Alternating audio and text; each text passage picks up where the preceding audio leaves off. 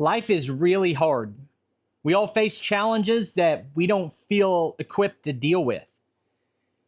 And with the way social media is in 2025, we're all online in some form, and we have a tendency to only post positive events in our life and make it seem like all of our lives are perfect. And I watch other people who do the same kind of thing I do in terms of being a content creator, and I look at their lives and I say, man, I wish I had my life all together like they do. I wish I was as awesome as this person. And it can leave you feeling inadequate and feeling like a failure. And I've been dealing with a lot of things lately, and I've been feeling like a failure or a phony or having imposter syndrome about the content I post. And so today, I want to accomplish a few things with this video. First, if you're dealing with something or you're feeling like a failure or you're feeling inadequate, I want to tell you you're not the only one. I feel the same way, and probably 95% of people do, because life's hard. It's not a highlight reel that you see curated into a couple pictures on Facebook or Instagram, or every video is a success story about some project I did. That's not real. So my first goal of this video is to just be real. My second goal is to talk about the type of content I make on the channel, and I want your feedback. Now, to do all that, I'm going to have to tell some stories about my business that failed and where that left me and some of the problems I'm dealing with right now.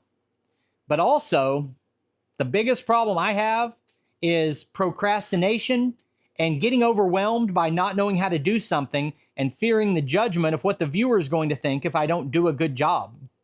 And so I'm going to try to conquer that while I'm at it. So what I'm talking about is this gap right here between my electrical panel and my air compressor. I've been talking for a couple months about switching my shop onto solar. I've got solar panels and an all-in-one hybrid inverter and an LOPI lithium ion phosphate battery here. And I don't know how to install all this. And I'm worried about doing electrical work on video and not doing it completely right and getting ripped for that, and or even worse, creating an unsafe condition by not doing the electrical work right. But I also can't afford to hire anyone to do this work. So that's put me in kind of a funk. About 3 different companies have sent me product to review about this process of taking my shop from full electric to 90% solar. And I owe it to these companies to make videos, but I feel inadequate to do the work, and I can't afford to pay to have it done. So this stuff's just been sitting here, and I'm feeling really guilty about it. So what I'm going to do right now is take a baby step, because what I realized the other day is I don't have to understand every step of installing a sub panel, wiring the sub panel, installing the solar, installing the inverter, switching it over. I don't have to have every detail of that worked out in my mind to get started. All I have to do to get started is sweep the floor. That is starting. And so I'm going to sweep the floor. And that's one of the problems I have on a personal level, is I get overwhelmed by a problem and I freeze up and don't take any action. Where if I would just take small baby steps incrementally every day, I could solve the problem. So step 1, I've already done. That was, there was a refrigerator here that I didn't use, and so I gave it away. And that gave me space to move my air compressor over, and I'm going to mount this up right here. So what I don't want to do is come out here and make a video, but not make any progress on one of these monsters under the bed that I've built up and turned into something it doesn't need to be. So right now, I'm going to mount the box, and I'm going to talk while I do it.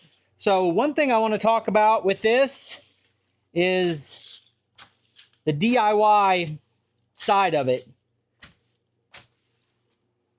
Doing electrical wiring is serious business. There's electrical code. You know, some places they wouldn't even let you do something like this unless you're a certified electrician or whatever. That part of society really frustrates me. And I understand the reason it exists. But if we weren't allowed to DIY things, no one in my family would have ever had anything. You know, I live in a very poor part of the country.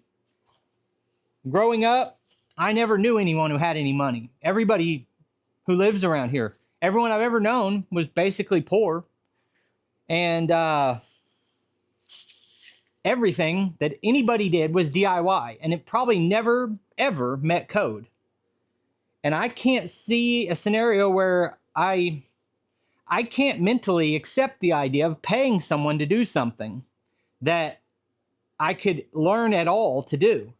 So I'm always looking, can I trade someone some help on something for some help on something else?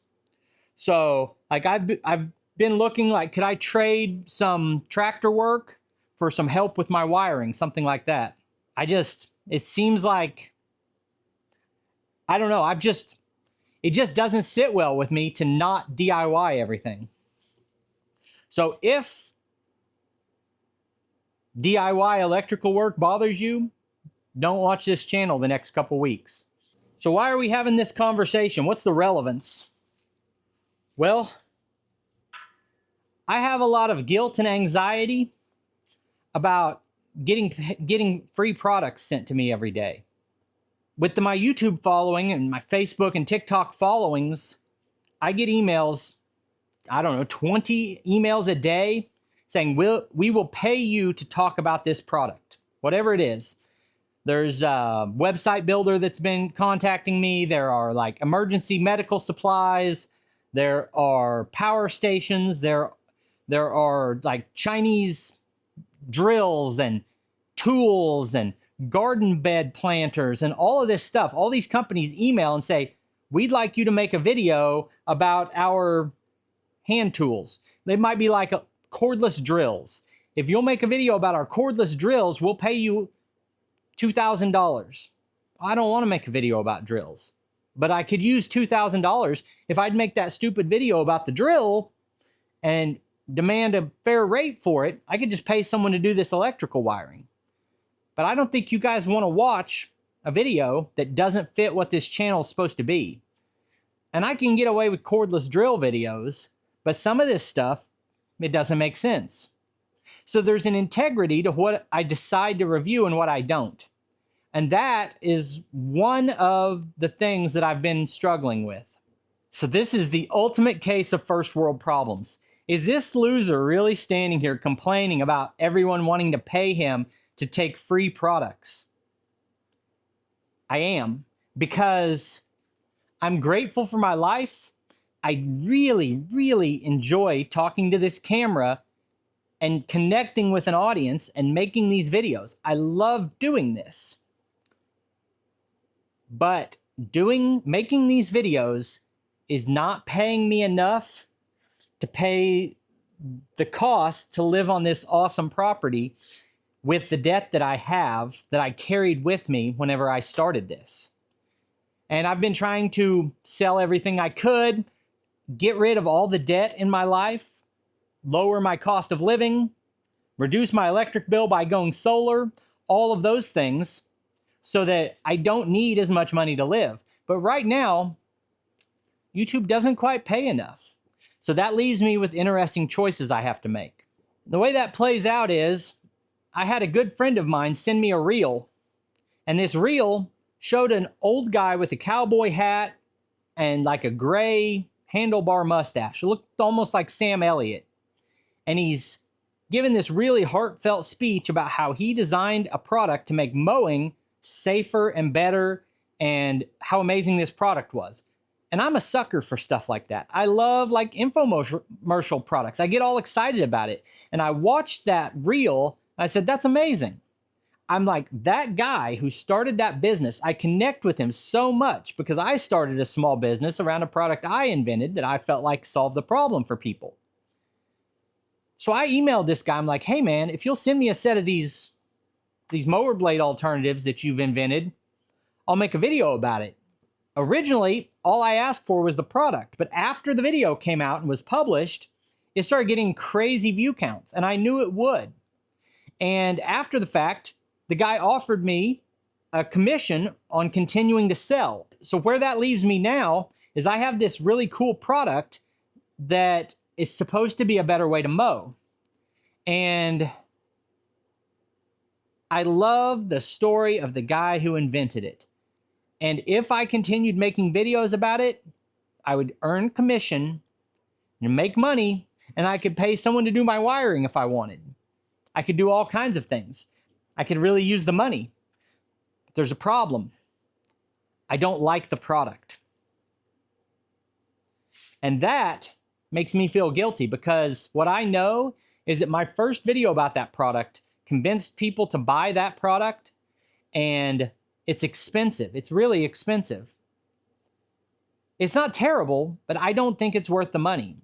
And if you're asking me today, should I buy that? I'll say no. Well, I talked people into buying it in my video, and that doesn't sit well with me. That I've wasted somebody's money by recommending something that I don't believe in. Now, in that video, I tried to be straightforward, and I said, guys, I don't know if these are any good. I'm just going to try them. And I showed myself mowing, and I was like, I see the advantages, but I see potential disadvantages. And that video went crazy. Now 400,000 people have watched that video.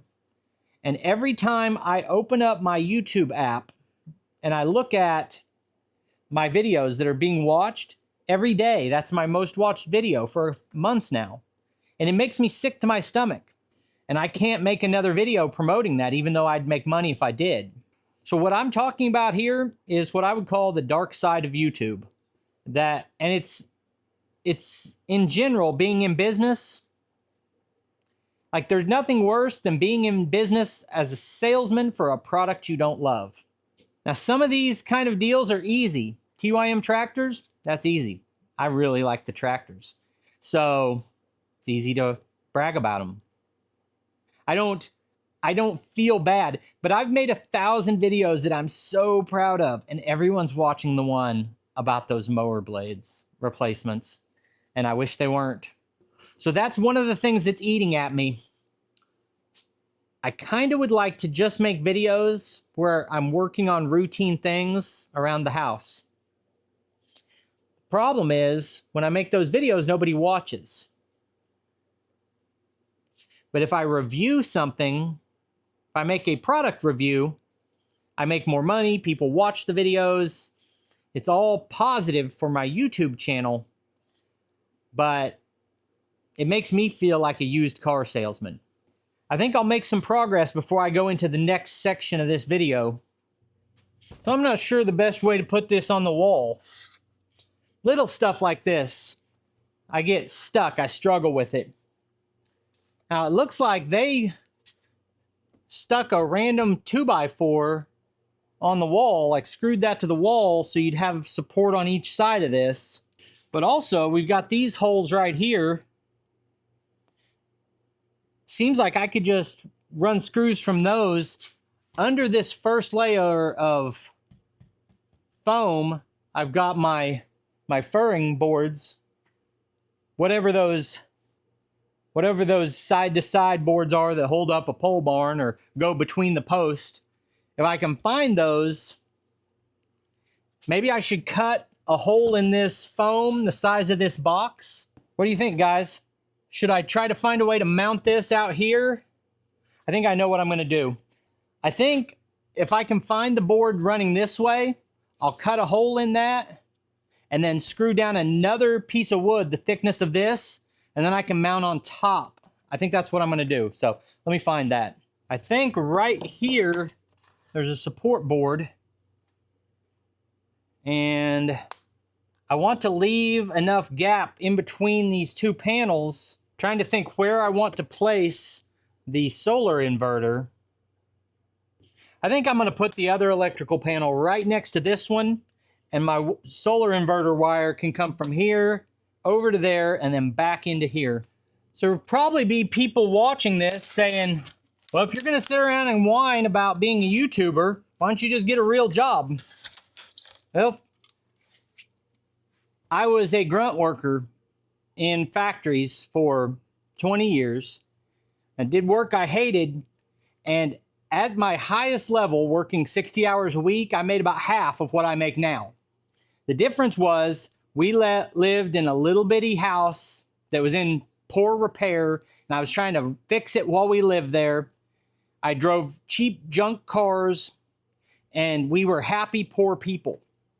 Well, now I have raised my cost of living, and any job I've ever had would not pay my bills that I have now.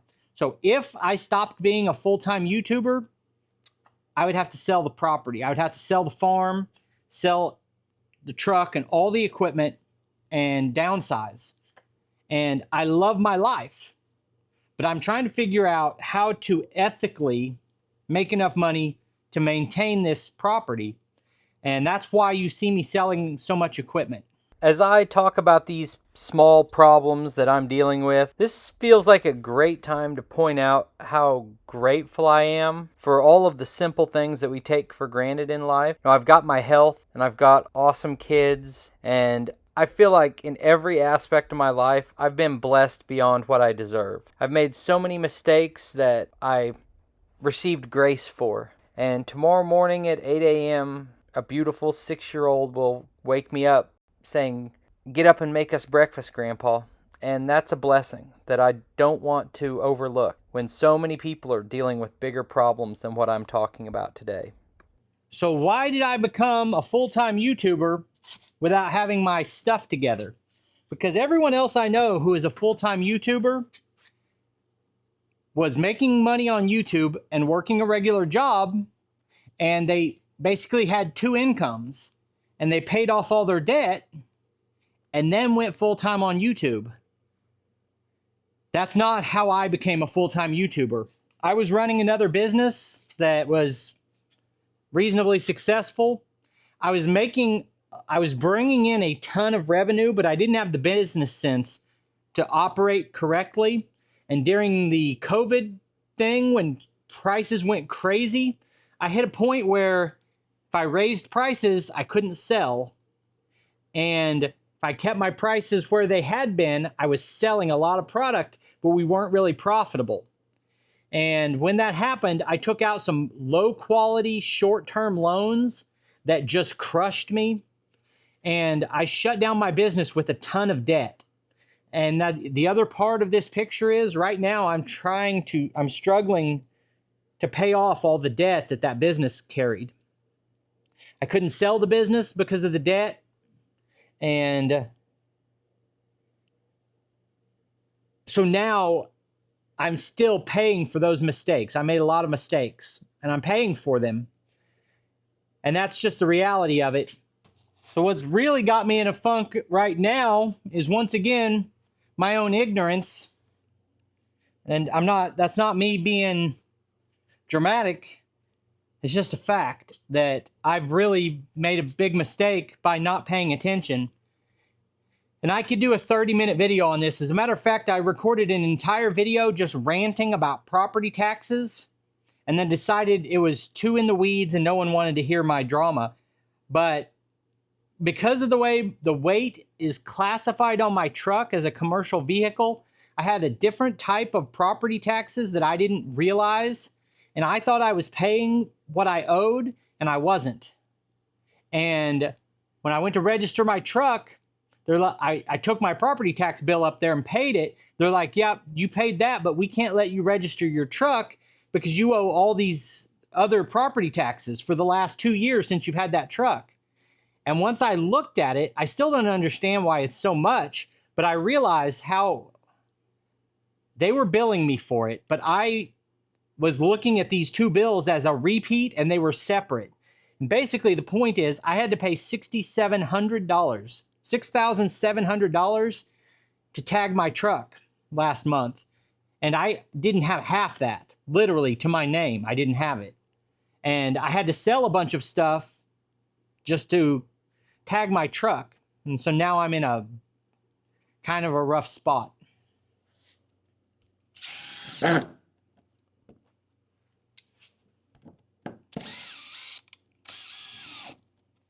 How telling you all this seems crazy. Like, does this guy not understand the difference between being honest and airing your dirty laundry and oversharing? Because whose business is it that I have trouble paying my property taxes? I come on and I talk to this camera every single day, and I have to smile and be excited about something because I get excited about reviewing equipment. It's so much fun to me. But where I'm at as a human being is I'm getting more and more obsessed every day with the idea of being debt-free and that everyone should be debt-free, and debt is a poison on us. And at the same time, I'm making videos about all these expensive products that most people can't afford. I geek out about it. Like, tractors are awesome. Excavators are awesome. Fancy lawnmowers are awesome. I want a flail mower and a finish mower and a brush cutter and a front mount cutter and all this stuff. And I'm telling you guys how great this stuff is, like recommending, hey, you ought to buy that. Well, I hope none of you buy it. I hope none of you buy any of this stuff unless you've just got a pile of money sitting around that you feel like you ought to use. Last thing I want is to recommend people to go into debt over extra toys. You know what I mean?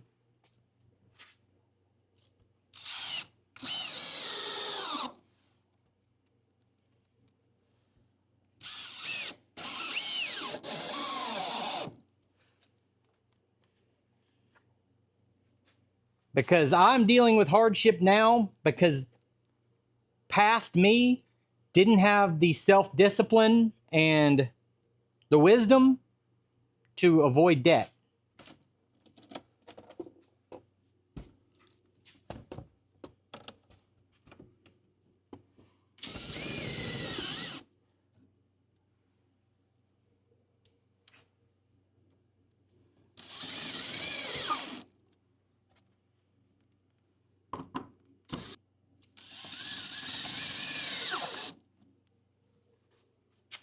All right, that's not how you're supposed to do that, but that ain't going nowhere.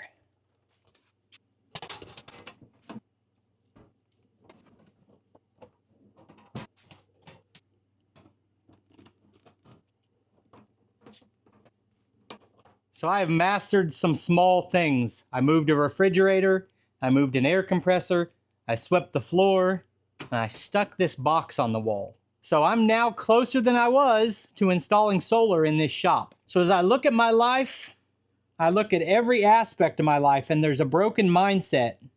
Because when I think about any relationship I've ever had with any other person, whether it was someone I knew as a child, someone I went to elementary school with, someone I went to high school with, my parents, my wife, my children, every single relationship I've ever had, I look back at and say, I should have been better to that person. I should have been more available to them, more helpful, more direct. When I look at every situation I've ever had in my life, I always think of it as I failed that situation. I should have done that different or better. And I'm just constantly self-critical.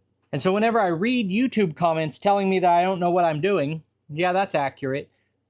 But I'm going to get this done. I don't know what I'm doing, but I'm going to get it done. And it's going to have to be good enough. So I wonder how many of you guys walk around with a constant feeling of failure or that you're letting people down. Is that a me thing or is that an everybody thing? If it's a you thing, then I hope it makes you feel better knowing that I feel the same way. So today was about small progress and about being 100% real and authentic with my audience. I appreciate you taking time to watch. I'll put links on the screen to a couple more of our videos, and I'll see you next time.